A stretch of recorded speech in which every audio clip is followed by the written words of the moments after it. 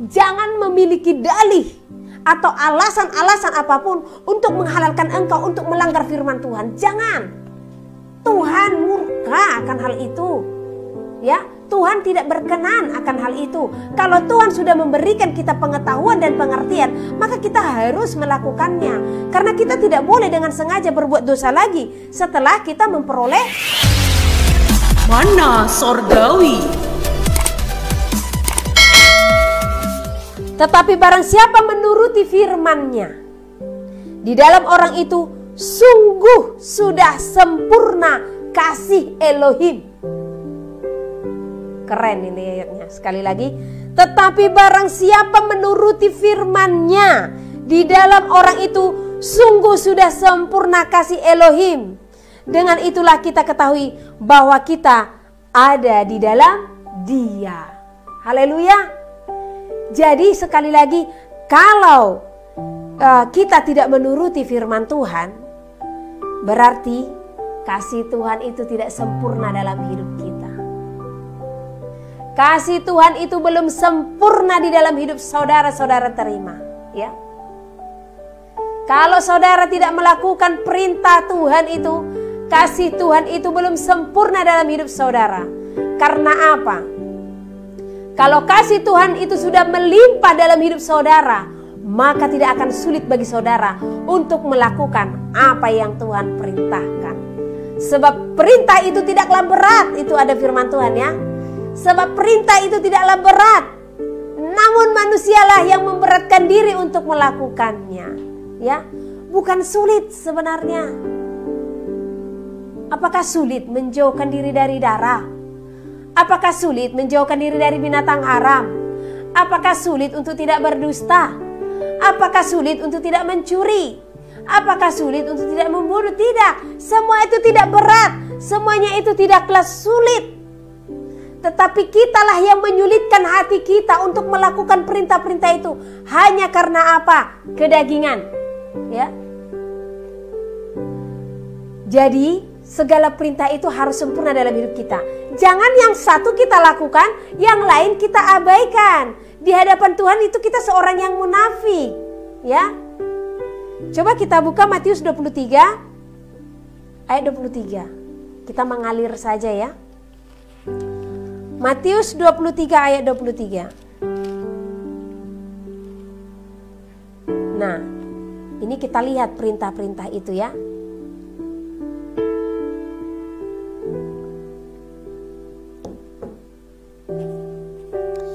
Celakalah kamu, hai ahli-ahli Taurat dan orang-orang Farisi. Hai kamu orang-orang munafik, sebab persepuluhan dari selasi adas manis dan jintan kamu bayar. Tetapi yang terpenting dalam hukum Taurat kamu abaikan, yaitu keadilan dan belas kasihan dan kesetiaan. Yang satu harus dilakukan dan yang lain jangan diabaikan, ya. Ini saya membawa firman Tuhan semua dari perjanjian baru. Supaya orang yang selalu mengatakan kita hidup di perjanjian baru. Semua ayat yang saya sampaikan ini dari perjanjian baru, ya. Jadi saya bawa dari perjanjian baru semua. Cuman saya hanya mau membuka hati kita semua untuk belajar, ya. Nah, di sini dikatakan celakalah kamu ahli-ahli Taurat dan orang-orang Farisi. Hai kamu orang-orang munafik, sebab persepuluhan dari selasi adas dan manis jintan kamu bayar. Nah, jadi kalau persepuluhan termasuk dari hukum Taurat enggak, Bu? Termasuk. Ya. Kalau saya bertanya bagi kita semua, gereja-gereja, apalagi karismatik kan memberlakukan ini toh. Nah, herannya kalau memang memberlakukan ini, kalau hanya mengatakan kalau ke-10 hukum Taurat itu hanya, kalau mengatakan hukum Taurat itu hanya ke-10 itu tadi, dari yang ke-10 persepuluhan tidak ada, ya, tidak ada. Kalau memang hanya yang ke-10 ini yang kita tahu hukum Taurat, ya. Kalau memang yang ke-10 ini yang kita tahu perintah-perintah Tuhan. Jadi saya tekankan bagi kita semua, kalau hanya yang ke-10 ini, oke, berarti kita bebas dari persepuluhan, ya. Jadi tidak, ya, banyak perintah itu, termasuk salah satunya persepuluhan ini. Nah, dan persepuluhan ini tidak ada tertulis di dalam perjanjian baru supaya kita memberikannya, tidak ada. Itu semua di perjanjian lama. Berarti apa artinya tadi?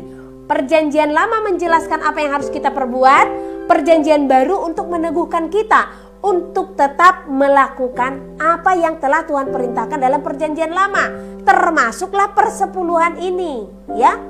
Nah, jadi cuman luar biasanya banyak kita yang memberikan persepuluhan, tetapi kita mengabaikan hal-hal terpenting dari hukum Taurat. Ya, apa itu? Keadilan, belas kasihan, dan kesetiaan.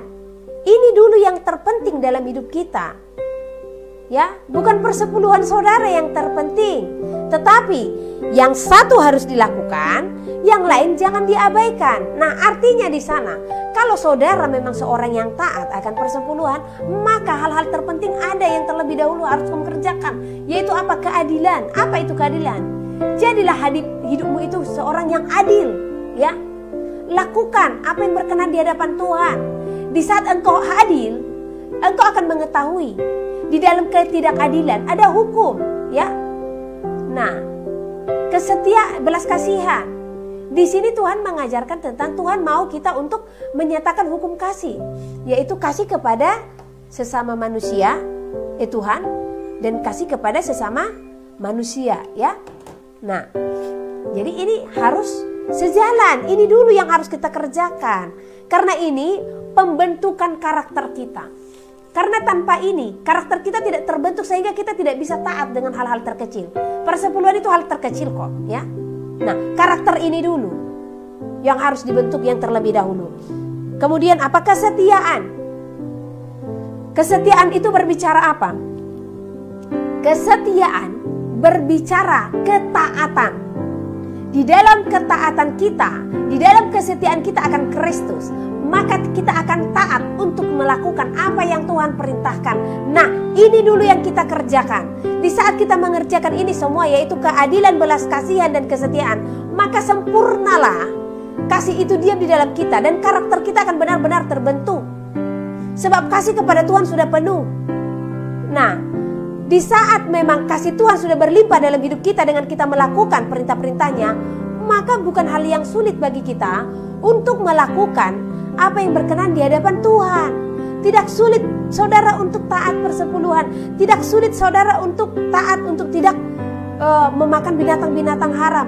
Tidak sulit bagi saudara untuk benar-benar hidup sederhana di dalam Tuhan. Tidak sulit bagi saudara untuk tidak mengejar dunia ini. Tidak sulit bagi saudara untuk benar-benar jauh daripada segala hasrat-hasrat, keinginan-keinginan hati dan keinginan mata akan dunia ini. Gak sulit lagi kok, kalau kasih Tuhan sudah berlimpah. Jadi dari hari ini nyatakan kasih Tuhan itu berlimpah dalam hidup saudara, ya. Jadi kalau itu masih sulit, saudara masih ngapain taat Bu akan persepuluhan, kan gini.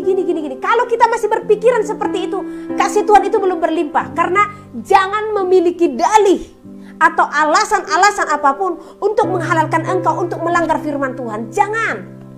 Tuhan murka akan hal itu, ya. Tuhan tidak berkenan akan hal itu. Kalau Tuhan sudah memberikan kita pengetahuan dan pengertian, maka kita harus melakukannya. Karena kita tidak boleh dengan sengaja berbuat dosa lagi setelah kita memperoleh pengetahuan. Ibrani 10 ayat 26. Sebab setiap orang yang dengan sengaja berbuat dosa setelah memperoleh pengetahuan, maka tidak akan ada lagi korban bakaran yang akan dicurahkan untuk menebus dosa kita. Jadi tanggung sendiri, iya kan? Nah, oke, kita lanjut ke 1 Yohanes pasal yang kedua tadi.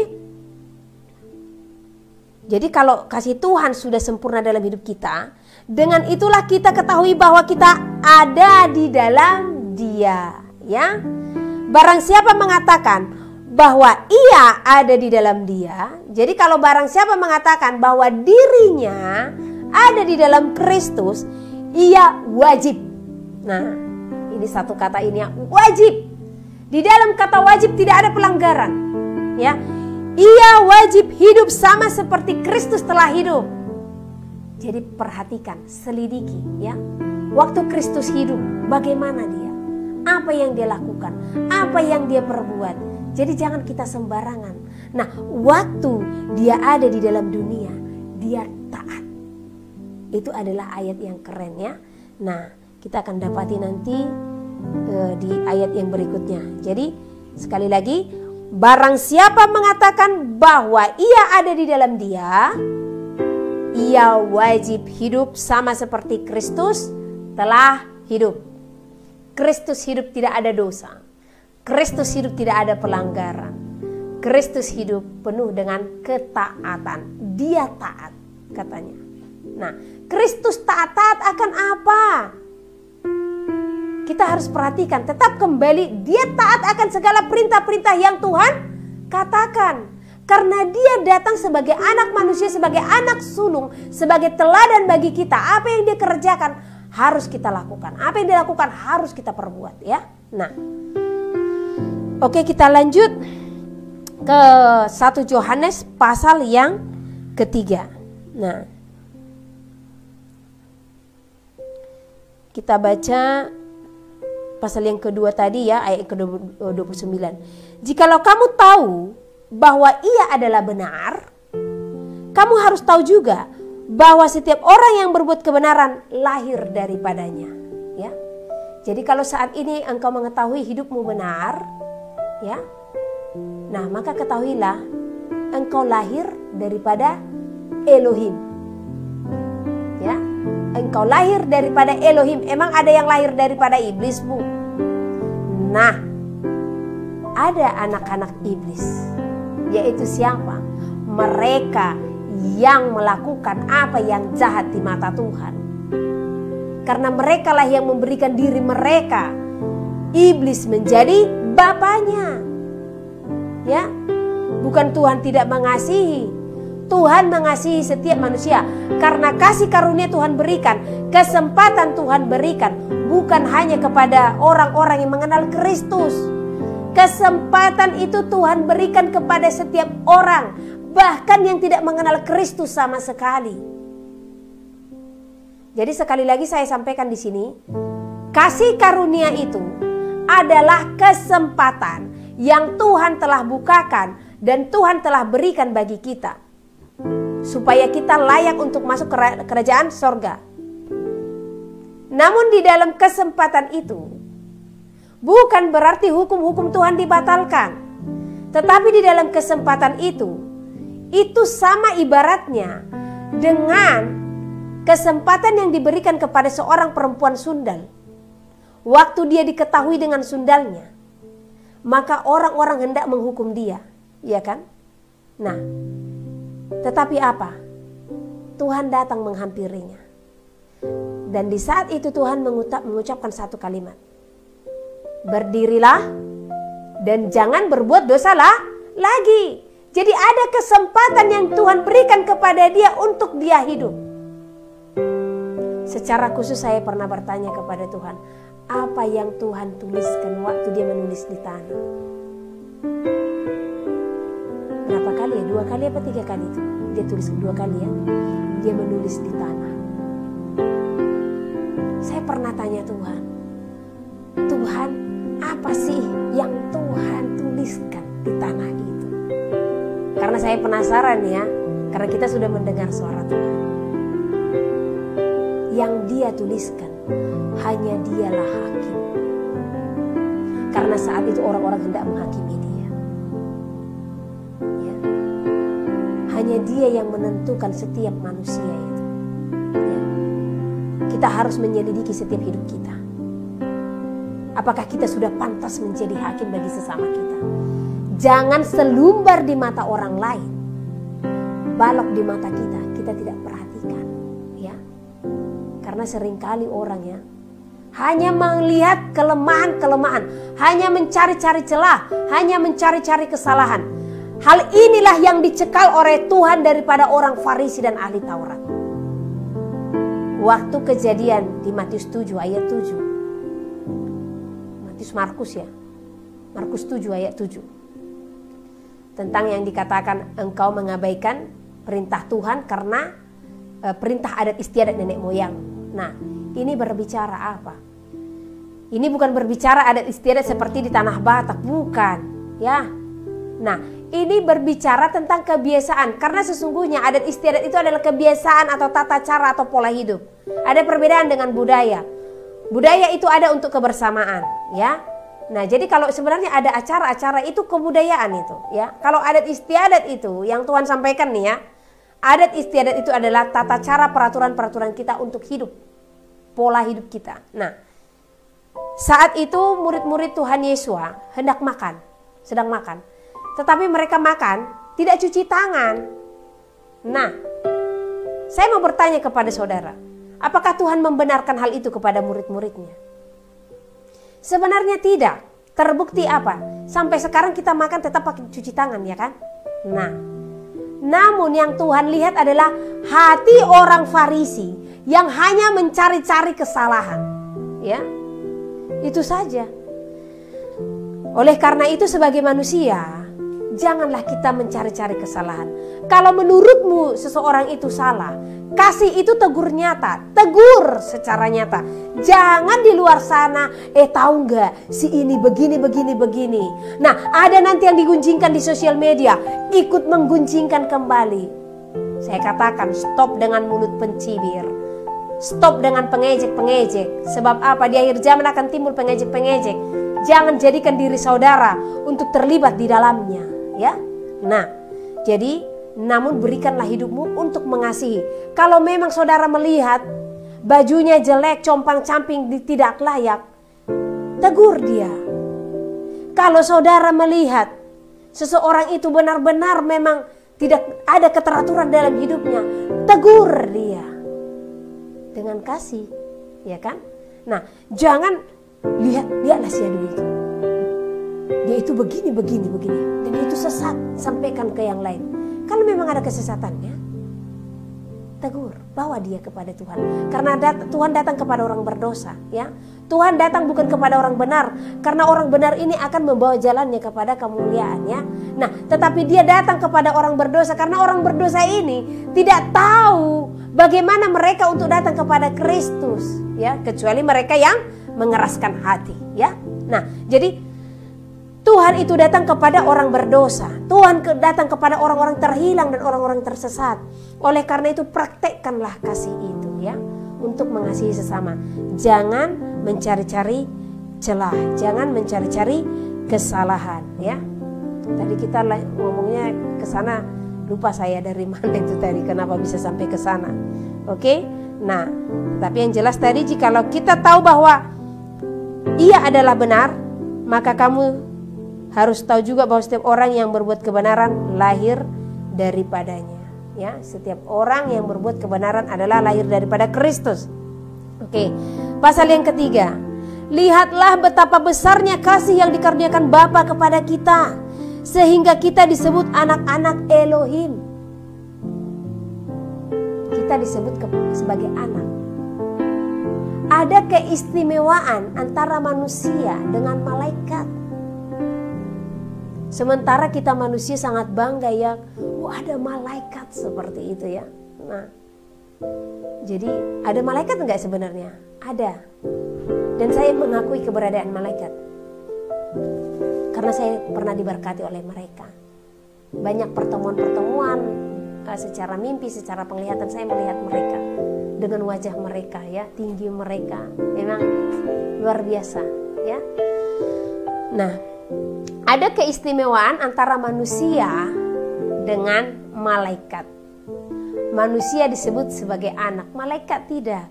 Oleh karena itu bersukacitalah dengan pangkat ini, dengan gelar ini yang Tuhan berikan bagi kita. Kita disebut sebagai anak-anak Elohim. Sementara malaikat tidak. Kita ditebus, malaikat tidak. Dan inilah kecemburuan daripada malaikat kegelapan kepada kita. Saya ingat beberapa hari yang lalu saya ceritakan bagaimana si iblis itu sendiri waktu berbicara. Dia katakan, manusia itu bodoh. Manusia itu diberikan waktu dan kesempatan untuk bertobat, tetapi manusia menyia-nyiakan, katanya. Nah, karena itu syukuri penebusan ini itu sangat diharapkan oleh si Lucifer itu sendiri.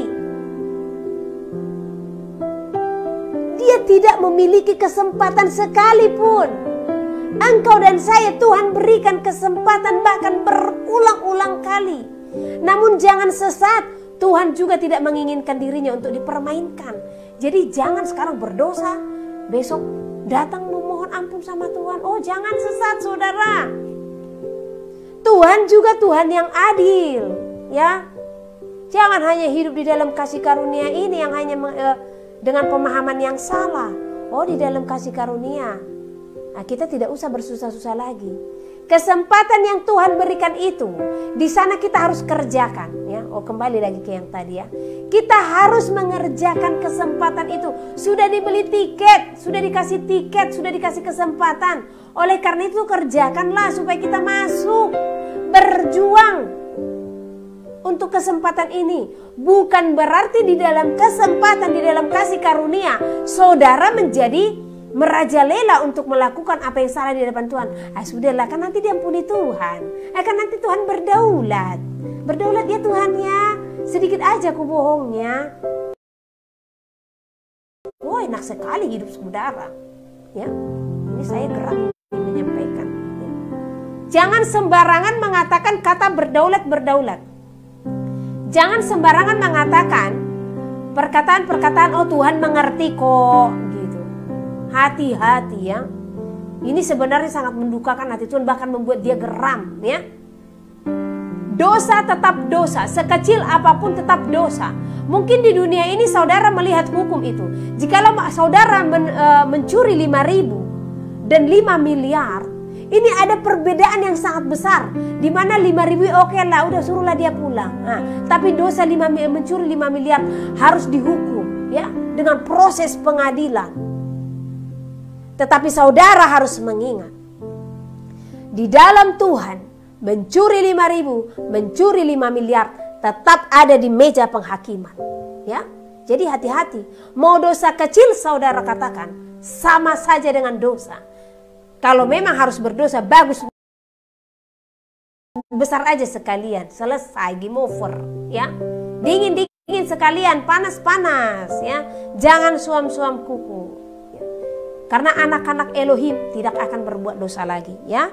Nah, jadi itu adalah kesempatan. Kasih karunia adalah kesempatan. Seperti perempuan itu, berdirilah dan jangan berbuat dosa lagi. Artinya apa? Kalau berbuat dosa lagi, maka ia akan mati. Maka ia akan binasa, ya. Nah, jadi di sini juga di saat Tuhan datang ke dalam dunia sebagai anak manusia, dia memberikan kesempatan.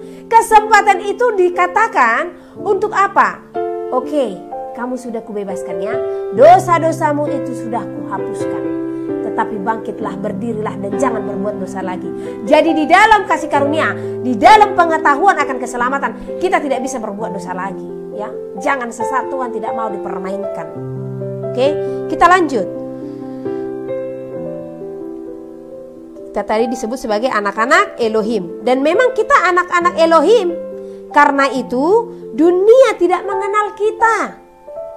Sebab dunia tidak mengenal dia. Keren. Dunia tidak mengenal kita. Kita di sini siapa? Anak-anak Elohim. Kenapa dikatakan dunia tidak mengenal anak-anak Elohim? Karena banyak hal yang kita kerjakan, yang kita perjuangkan. Kalau kita menuju kebenaran, penyatuan di dalam pribadi Kristus, maka kita akan tertolak. Akan tertolak. Saya ingat lagi percakapan waktu dengan si iblis itu, dia katakan kepada saya, aku mengenal engkau. Engkau mengenal aku katanya. Dan aku mengenal engkau katanya. Tetapi dunia tidak mengenalmu, kata si iblis itu langsung sama saya. Karena apa? Saya mengerjakan apa yang sepenuhnya di dalam Tuhan. Di saat saya mengerjakan apa yang sepenuhnya di dalam Tuhan, memang semuanya ini aneh, tidak pernah timbul di dalam hati, tidak pernah dilihat oleh mata, tidak pernah didengar oleh telinga, sehingga terasa aneh bagi dunia, sehingga apa? Ditolak. Waktu dia berkata demikian, saya memang benar-benar sedih. Iblis saja tahu, dan memang benarlah. Iblis yang lebih berpengetahuan akan hal ini, siapa-siapa saja yang berasal daripada Tuhan, daripada manusia ya. Iblis mengenali anak-anak yang benar-benar dipakai oleh Tuhan. Tetapi manusia apa? Banyak yang buta, banyak yang menutup telinga, banyak yang menutup mata hati. Untuk membuka, untuk menerima segala kebenaran daripada Kristus. Akhirnya apa? Datang Tuhan, tertinggal. Ya, hati-hati saudara. Jadi supaya kita mengenali apa yang ada di hadapan kita. Jangan lebih pintarlah si iblis daripada kita untuk mengenali segala sesuatu ya. Nah, karena itu dunia tidak mengenal. Di dalam 1 Korintus 2:14 dikatakan, perkara roh bagi dunia itu suatu kebodohan, karena mereka tidak mengenalnya, mereka tidak mengetahuinya. Ya. Perkara roh hanya diketahui oleh orang-orang rohani. Jadi supaya saudara mengerti apa yang saya sampaikan sama saudara, kepada saudara, dan apa yang saya sampaikan selama ini, maka menyatulah di dalam pribadi Kristus. Maka saudara akan mengerti apa yang saya maksud. Kasih Tuhan belum berlimpah dalam hidup saudara jikalau saudara tidak melakukan perintah Tuhan sekecil apapun. Dunia tidak akan memahami itu. Tetapi jikalau saudara adalah orang yang benar-benar berlimpah kasih Tuhan diam dalam saudara, maka saudara akan mengerti akan hal itu ya. Sebab hal itu bukan hal yang sulit ya. Haleluya. Jadi perkara-perkara roh adalah apa yang tidak pernah dilihat oleh mata, apa yang tidak pernah didengar oleh telinga, apa yang tidak pernah timbul di dalam hati. Ya. Namun semua itu Tuhan sediakan bagi orang yang percaya. Jadi kalau itu belum pernah kamu dengar, bukan berarti itu alasan untuk mengatakan, oh tidak benar itu. Kalau belum pernah kamu lihat, oh aneh itu dari setan itu. Kalau belum pernah timbul di dalam hatimu, jangan katakan, harus kita uji segala sesuatu. Memang benar uji, tapi sandingkan dengan firman Tuhan ya. Jangan asal untuk menuduh-menuduh tanpa pengetahuan yang penuh. Terlebih kalau kamu tidak mengalami. Tetapi yang ada katakan kepada Tuhan, Tuhan tunjukkan kepada saya Tuhan, apa sebenarnya yang aku lihat ini. Karena aneh gitu. Saya tidak mau Tuhan menjadi orang dunia yang tidak memahami. Saya mau menjadi orang rohani yang memahami. Karena kalau sudah menjadi orang rohani, hal-hal spiritual ini akan kita mengerti. Kita akan tahu mana yang dari Tuhan, mana yang enggak gitu ya. Jadi tidak akan bayang-bayang. Itu nyata kita ketahui. Ya. Oke, kita lanjut. Saudara-saudaraku yang kekasih, sekarang kita adalah anak-anak Elohim. Ya, haleluya. Saudara anak Elohim. Saya juga anak Elohim. Terpujilah nama Tuhan di atas segalanya. Tetapi belum nyata apa keadaan kita kelak. Akan tetapi kita tahu bahwa apabila Kristus menyatakan dirinya, kita akan menjadi sama seperti Dia. Sebab kita akan melihat Dia dalam keadaan yang sebenarnya.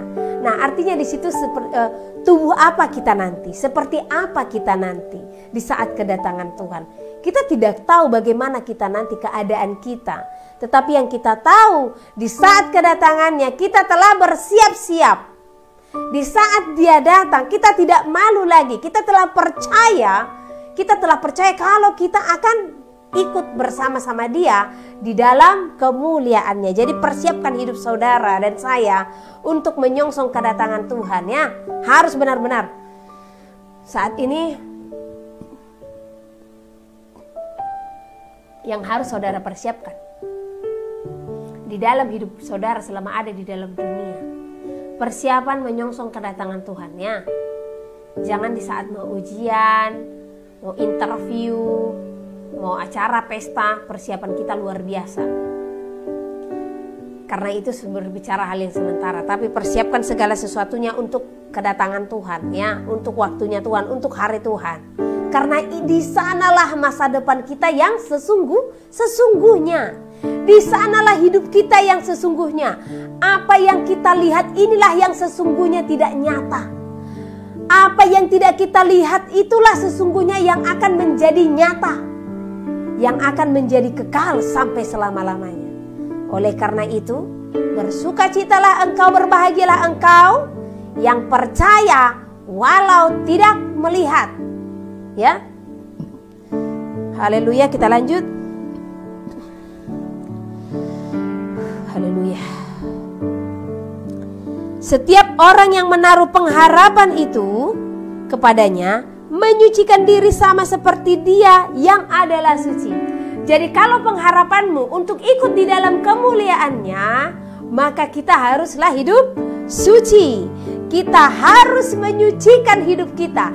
Jadi setiap orang yang berpengharapan akan hari itu, akan Kristus, akan kehidupan yang kekal, maka kita harus menyucikan diri sama seperti Dia yang adalah suci, ya. Kuduslah sebab Tuhan itu adalah kudus, ya. Nah, setiap orang yang berbuat dosa melanggar juga hukum Elohim. Sebab dosa ialah pelanggaran hukum Elohim, ya. Jadi kalau kita berbuat dosa, dosa apapun itu, sekecil apapun itu, maka kita melanggar hukum Elohim. Jadi Tuhan itu Tuhan yang adil. Setiap pelanggaran akan menuju kepada kebinasaan, ya. Nah, oleh karena itu selidiki hatimu senantiasa, jangan ada pelanggaran sekecil apapun dalam hukum Tuhan, ya. Kita lanjut. Dan kamu tahu, ini ayat yang kelima, ya, pasal ketiga tadi. Dan kamu tahu bahwa Ia telah menyatakan dirinya supaya Ia menghapus segala dosa, dan di dalam Dia tidak ada dosa. Nah, Ia telah menyatakan dirinya. Nah, Ia telah datang menyatakan dirinya. Untuk apa? Menghapus segala dosa. Kembali tadi kepada kesempatan atau kasih karunia. Jadi di dalam kasih karunia itu, Ia menghapus segala dosa. Ibarat seperti orang tua yang menghajar anaknya, ya. Memukul anaknya atau memberikan kesempatan. Janganlah dulu memukul, ya. Seorang anaknya ketahuan mencuri. Sementara hukum yang telah diberikan orang tuanya, kalau anaknya berdosa tidak akan bisa masuk ke dalam rumah itu. Nah, akhirnya salah seorang anaknya mencuri. Maka hukum tetaplah hukum. Berarti di dalam hukum itu anaknya itu tidak bisa lagi masuk ke dalam rumah. Tetapi orang tua tersebut tidak bisa menyangkal dirinya. Kalau dia mengasihi, sama seperti Kristus kepada saudara dan saya, Tuhan tidak bisa menyangkal dirinya oleh karena kasihnya. Oleh karena itu dikatakan, di saat kita tidak setia, Dia tetap setia. Di saat kita tidak mengasihi, Dia tetap mengasihi. Karena apa? Dia tidak bisa menyangkal dirinya. Kalau Dia itu setia, kalau Dia itu mengasihi, ya. Nah, jadi karena kasih orang tua tersebut, maka Dia memanggil anaknya kembali. Dia datang keluar rumah. Dia menjumpai anaknya. Seperti inilah kedatangan Tuhan ke dalam dunia. Nah, orang tua tersebut datang. Dan orang tua tersebut katakan, oke, kamu bisa masuk ke rumah. Tapi aku mau melihat hidupmu. Kamu jangan berbuat dosa lagi. Nah, dan orang tua memperhatikan bagaimana dia di luar sana. Sehingga di saat tiba waktunya, kesempatan yang diberi, karena di dalam kesempatan itu kan orang tua itu memberikan dia waktu di luar sana untuk merubah segala hidupnya. Maka orang tuanya melihat, orang tuanya sudah menetapkan waktu, gitu. Saya melihat dulu sebulan ini perubahanmu, gitu. Kita juga diberikan waktu. Jangan saudara merasa Tuhan tidak memberikan waktu. Ada batasan waktu dalam bumi ini, ya. Nah, di saat orang tua tersebut melihat bahwa di saat waktu yang ditetapkan tiba dan orang tuanya melihat dia tetap setia, maka dia akan dibawa kembali. Begitu juga dengan saudara saat ini. Di saat Tuhan memberikan kesempatan itu, dia menghapus dosa. Tuhan melihat bagaimana saudara. setelah kedatangannya itu sampai saat ini. Ya. Apakah kita masih berbuat dosa atau tidak?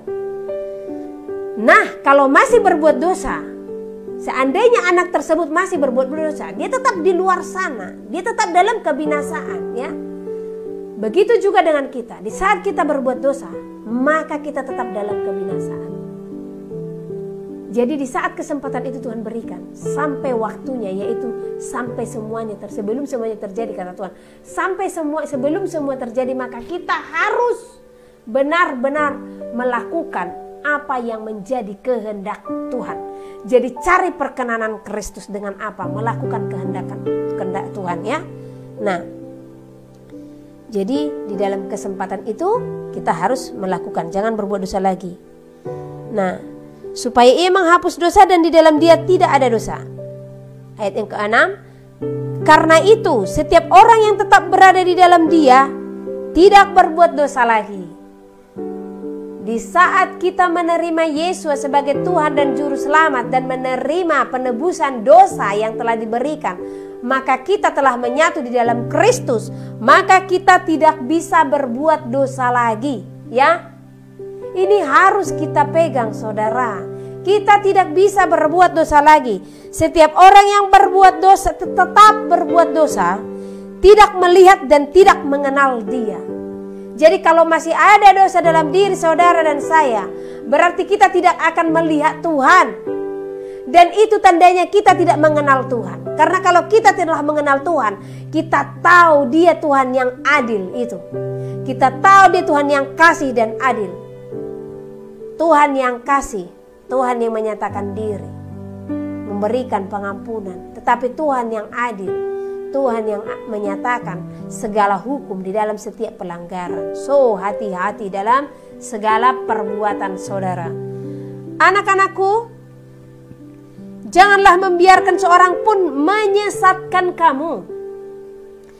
Barang siapa yang berbuat kebenaran adalah benar, sama seperti Kristus adalah benar.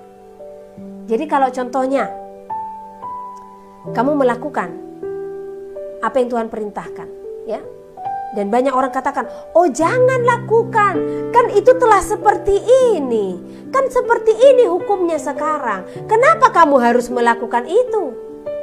Nah, di sini Tuhan katakan, di sini firman katakan, jangan engkau disesatkan, jangan biarkan orang menyesatkan kamu. Kalau memang kamu berbuat benar, ya, karena apa yang kamu lakukan itu adalah firman. Dan di dalam Kristus ada kebenaran. Lakukan, jangan disesatkan orang. Oh iya ya. Jangan berkata, oh iya ya, benar yang kamu bilang. Aku gak mau lagi lah melakukan yang ini saja deh. Emang Tuhan yang bukan sekonsekuen. Sekarang Tuhan katakan kamu jangan begini. Besok Tuhan katakan, oh kamu sudah bisa begini. Tuhan itu Tuhan yang adil. Tuhan itu Tuhan yang kudus. Firman-Nya kekal, tidak pernah berubah-ubah. Dari dahulu sampai selama-lamanya, firman Tuhan tidak pernah berubah-ubah. Itu harus kita pegang. Jadi apa yang salah? Filsafat manusia yang membawa saudara dan saya sampai ke zaman ini untuk hidup di dalam filsafat manusia itu. Sehingga apa? Memperkosa firman Tuhan, menodai kesucian firman Tuhan. Satu yang harus saya sampaikan, dan ini berulang kali Tuhan katakan, anakku, umatku telah jauh daripada firmanku. Umatku telah melanggar perintahku. Mereka telah hidup dengan perintah-perintah manusia. Firmanku adalah kudus, firmanku adalah kekal, tidak pernah berubah-ubah, kata Tuhan. Jadi ingatlah firman-Nya itu, ya. Dia tidak berubah-ubah dari dahulu sampai selama-lamanya. Jadi firman-Nya juga tidak pernah berubah-ubah. Dia tidak pernah mengatakan, di sini dia katakan tidak, di sana dia katakan ya. Di sini dia larang, di sana dia mengizinkan. Tidak ada yang demikian, ya. Apa yang salah? Pemahaman, filsafat, doktrin. Itu yang salah. Yang Tuhan ingin saudara dan saya lakukan saat ini, jangan hidup di bawah doktrin atau filsafat manusia, namun hiduplah oleh kemurnian Injil atau firman Tuhan. Lakukan apa yang firman Tuhan katakan. Sebab apa yang firman katakan adalah benar, tetapi apa yang manusia katakan adalah berasal dari pikiran manusia sendiri yang akan membawa engkau kepada ketertinggalan atau kebinasaan. Kalaupun bagi dunia apa yang kamu lakukan, kebenaran yang kamu lakukan itu menurut mereka itu salah, namun ingatlah, yang kamu lakukan selagi itu adalah firman, maka tetap lakukan. Pegang apa yang ada padamu, jangan mahkotamu diambil oleh orang lain, ya. Di saat engkau melakukan kebenaran itu, mahkota sudah Tuhan berikan kepadamu. Nah, jangan engkau mau diombang-ambingkan dengan segala pengajaran-pengajaran, ya. Saya tidak mengatakan supaya saudara keluar dari tempat saudara beribadah saat ini, bukan. Karena memang sudah sulit mencari gereja di mana kekudusan firman itu benar-benar nyata, di mana kemurnian daripada firman Tuhan itu benar-benar dipraktekkan. Sudah sangat sulit, ya. Semua sudah dirubah, banyak yang telah dirubah. Yang saya mau katakan kepada saudara, tetap hidup di dalam penggembalaanmu, tetapi biarlah hidupmu digembalakan oleh Kristus. Di dalam penggembalaanmu adalah tempatmu untuk berinteraksi dengan sesamamu manusia, dengan sesamamu seiman. Dan di dalam penggembalaan itu tetaplah engkau berkati sesamamu dengan apa? Firman Tuhan. Matius pasal 18. Siapa yang terbesar dalam kerajaan surga? Pada waktu itu datanglah murid-murid itu kepada Yesus dan bertanya, siapakah yang terbesar dalam kerajaan surga? Maka Yesus memanggil seorang anak kecil dan menempatkannya di tengah-tengah mereka, lalu berkata, Aku berkata kepadamu, sesungguhnya jika kamu tidak bertobat dan menjadi seperti anak kecil ini, kamu tidak akan masuk ke dalam kerajaan surga. Sedangkan barang siapa merendahkan diri dan menjadi seperti anak kecil ini, dialah yang terbesar dalam kerajaan surga. Dan barang siapa menyambut seorang anak seperti ini dalam namaku, ia menyambut aku. Siapa yang menyesatkan orang? Tetapi barang siapa menyesatkan salah satu dari anak-anak kecil ini yang percaya kepadaku, lebih baik baginya jika sebuah batu kilangan diikatkan pada lehernya, lalu ia ditenggelamkan ke dalam laut. Celakalah dunia dengan segala penyesatannya. Memang penyesatan harus ada, tetapi celakalah orang yang mengadakannya. Jika tanganmu atau kakimu menyesatkan engkau, penggalah dan buanglah itu. Karena lebih baik bagimu masuk ke dalam hidup dengan tangan kudung atau timpang, daripada dengan utuh kedua tangan dan kedua kakimu dicampakkan ke dalam api kekal. Dan jika matamu menyesatkan engkau, cungkilah dan buanglah itu. Karena lebih baik bagimu masuk ke dalam hidup dengan bermata satu, daripada dicampakkan ke dalam api neraka dengan bermata dua. Ingatlah, jangan menganggap rendah seorang dari anak-anak kecil ini. Karena aku berkata kepadamu, ada malaikat mereka di surga yang selalu memandang wajah Bapakku yang di surga. Karena anak manusia datang untuk menyelamatkan yang hilang. Perumpamaan tentang domba yang hilang. Bagaimana pendapatmu jika seorang mempunyai 100 ekor domba dan seekor di antaranya sesat? Tidakkah ia akan meninggalkan yang 99 ekor di pegunungan dan pergi mencari yang sesat itu? Dan aku berkata kepadamu, sesungguhnya jika ia berhasil menemukannya, lebih besar kegembiraannya atas yang seekor itu daripada atas yang ke-99 ekor yang tidak sesat. Demikian juga Bapamu yang di sorga tidak menghendaki supaya seorang pun dari anak-anak ini hilang. Tentang menasihati sesama saudara. Apabila saudaramu berbuat dosa, tegurlah dia di bawah 4 mata. Jika ia mendengarkan nasihatmu, engkau telah mendapatnya kembali. Jika ia tidak mendengarkan engkau, bawalah seorang atau 2 orang lagi, supaya atas keterangan 2 atau 3 orang saksi, perkara itu tidak disangsikan. Jika ia tidak mau mendengarkan mereka, sampaikanlah soalnya kepada jemaat. Dan jika ia tidak mau juga mendengarkan jemaat, pandanglah dia sebagai seorang yang tidak mengenal Allah, atau seorang pemungut cukai. Aku berkata kepadamu, sesungguhnya apa yang kamu ikat di dunia ini akan terikat di sorga, dan apa yang kamu lepaskan di dunia ini akan terlepas di sorga. Dan lagi aku berkata kepadamu, jika 2 orang daripadamu di dunia ini sepakat meminta apapun juga, permintaan mereka itu akan dikabulkan oleh Bapa-Ku yang di sorga. Sebab di mana 2 atau 3 orang berkumpul dalam nama-Ku, di situ Aku ada di tengah-tengah mereka. Perumpamaan tentang pengampunan. Kemudian datanglah Petrus dan berkata kepada Yesus, Tuhan, sampai berapa kali aku harus mengampuni saudaraku jika ia berbuat dosa terhadap aku? Sampai 7 kali? Yesus berkata kepadanya, bukan, aku berkata kepadamu, bukan sampai 7 kali, melainkan sampai 70 kali 7 kali. Sebab hal kerajaan surga seumpama seorang raja yang hendak mengadakan perhitungan dengan hamba-hambanya. Setelah ia mulai mengadakan perhitungan itu, dihadapkanlah kepadanya seorang yang berhutang 10.000 talenta. Tetapi karena orang itu tidak mampu melunaskan hutangnya, raja itu memerintahkan supaya ia dijual beserta anak istrinya dan segala miliknya untuk membayar hutangnya. Maka sujudlah hamba itu menyembah dia, katanya, sabarlah dahulu, segala hutangku akan kulunaskan. Lalu tergeraklah hati raja itu oleh belas kasihan akan hamba itu, sehingga ia membebaskannya dan menghapuskan hutangnya. Tetapi ketika hamba itu keluar, ia bertemu dengan seorang hamba lain yang berhutang 100 dinar kepadanya. Ia menangkap dan mencekik kawannya itu, katanya, bayar hutangmu. Maka sujudlah kawannya itu dan memohon kepadanya, sabarlah dahulu, hutangku itu akan kulunaskan. Tetapi ia menolak dan menyerahkan kawannya itu ke dalam penjara sampai dilunaskannya hutangnya. Melihat itu kawan-kawannya yang lain sangat sedih, lalu menyampaikan segala yang terjadi kepada tuan mereka. Raja itu menyuruh memanggil orang itu dan berkata kepadanya, hai hamba yang jahat, seluruh hutangmu telah kuhapuskan karena engkau memohonkannya kepadaku. Bukankah engkau pun harus mengasihani kawanmu seperti aku telah mengasihani engkau? Maka marahlah tuannya itu dan menyerahkannya kepada Al-Guju sampai ia melunaskan seluruh hutangnya.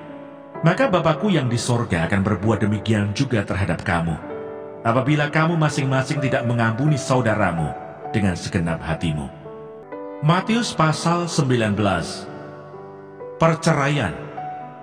Setelah Yesus selesai dengan pengajarannya itu, berangkatlah ia dari Galilea dan tiba di daerah Yudea yang di seberang sungai Yordan. Orang banyak berbondong-bondong mengikuti dia, dan ia pun menyembuhkan mereka di sana. Maka datanglah orang-orang Farisi kepadanya untuk mencobai dia. Mereka bertanya, apakah diperbolehkan orang menceraikan istrinya dengan alasan apa saja? Jawab Yesus, tidakkah kamu baca bahwa ia yang menciptakan manusia sejak semula menjadikan mereka laki-laki dan perempuan, dan firman-Nya, sebab itu laki-laki akan meninggalkan ayah dan ibunya dan bersatu dengan istrinya, sehingga keduanya itu menjadi satu daging. Demikianlah mereka bukan lagi 2, melainkan 1. Karena itu, apa yang telah dipersatukan Allah tidak boleh diceraikan manusia. Kata mereka kepadanya, jika demikian, apakah sebabnya Musa memerintahkan untuk memberikan surat cerai jika orang menceraikan istrinya? Kata Yesus kepada mereka, karena ketegaran hatimu, Musa mengizinkan kamu menceraikan istrimu. Tetapi sejak semula tidaklah demikian. Tetapi aku berkata kepadamu, barang siapa menceraikan istrinya kecuali karena zina, lalu kawin dengan perempuan lain, ia berbuat zina. Murid-murid itu berkata kepadanya, jika demikian halnya hubungan antara suami dan istri, lebih baik jangan kawin. Akan tetapi ia berkata kepada mereka, tidak semua orang dapat mengerti perkataan itu, hanya mereka yang dikaruniai saja. Ada orang yang tidak dapat kawin karena ia memang lahir demikian dari rahim ibunya. Dan ada orang yang dijadikan demikian oleh orang lain. Dan ada orang yang membuat dirinya demikian karena kemauannya sendiri, oleh karena kerajaan surga. Siapa yang dapat mengerti, hendaklah ia mengerti. Yesus memberkati anak-anak. Lalu orang membawa anak-anak kecil kepada Yesus, supaya ia meletakkan tangannya atas mereka dan mendoakan mereka. Akan tetapi murid-muridnya memarahi orang-orang itu. Tetapi Yesus berkata, biarkanlah anak-anak itu, janganlah menghalang-halangi mereka datang kepadaku. Sebab orang-orang yang seperti itulah yang empunya kerajaan surga. Lalu ia meletakkan tangannya atas mereka, dan kemudian ia berangkat dari situ. Orang muda yang kaya. Ada seorang datang kepada Yesus dan berkata, "Guru, perbuatan baik apakah yang harus kuperbuat untuk memperoleh hidup yang kekal?" Jawab Yesus, "Apakah sebabnya engkau bertanya kepadaku tentang apa yang baik? Hanya satu yang baik. Tetapi jikalau engkau ingin masuk ke dalam hidup, turutilah segala perintah Allah." Kata orang itu kepadanya, "Perintah yang mana?" Kata Yesus, "Jangan membunuh, jangan berzina, jangan mencuri, jangan mengucapkan saksi dusta. Hormatilah ayahmu dan ibumu, dan kasihilah sesamamu manusia seperti dirimu sendiri." Kata orang muda itu kepadanya, "Semuanya itu telah kuturuti, apalagi yang masih kurang?" Kata Yesus kepadanya, "Jikalau engkau hendak sempurna, pergilah, jualah segala milikmu, dan berikanlah itu kepada orang-orang miskin, maka engkau akan beroleh harta di surga. Kemudian datanglah kemari dan ikutlah aku." Ketika orang muda itu mendengar perkataan itu, pergilah ia dengan sedih, sebab banyak hartanya. Yesus berkata kepada murid-muridnya, "Aku berkata kepadamu, sesungguhnya sukar sekali bagi seorang kaya untuk masuk ke dalam kerajaan surga. Sekali lagi aku berkata kepadamu, lebih mudah seekor unta masuk melalui lubang jarum daripada seorang kaya masuk ke dalam kerajaan Allah." Ketika murid-murid mendengar itu, sangat gemparlah mereka dan berkata, "Jika demikian, siapakah yang dapat diselamatkan?" Yesus memandang mereka dan berkata, "Bagi manusia hal ini tidak mungkin, tetapi bagi Allah segala sesuatu mungkin." Upah mengikut Yesus. Lalu Petrus menjawab dan berkata kepada Yesus, "Kami ini telah meninggalkan segala sesuatu dan mengikut Engkau. Jadi apakah yang akan kami peroleh?"